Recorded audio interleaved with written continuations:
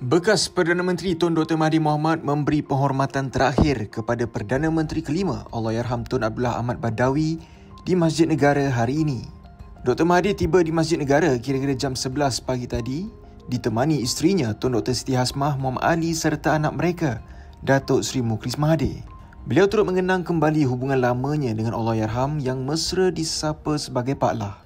Dr. Mahathir memuji kepimpinan Allahyarham Abdullah, terutama kejayaan besar Barisan Nasional BN pada pilihan raya umum ke-11 pada tahun 2004. Antara tokoh politik dan pemimpin kerajaan yang hadir adalah bekas Perdana Menteri Datuk Seri Najib Tun Razak dan isteri Datin Seri Rosmah Mansor yang tiba secara berasingan. Sementara itu, bekas Perdana Menteri Singapura Lee Hsien Loong turut hadir serta bekas Timbalan Perdana Menteri Tun Musa Hitam. Turut kelihatan ialah bekas Ketua Menteri Pulau Pinang Tan Sri Koh Su Kun dan aktris terkenal Hollywood kelahiran Malaysia Tan Sri Michelle Yeoh.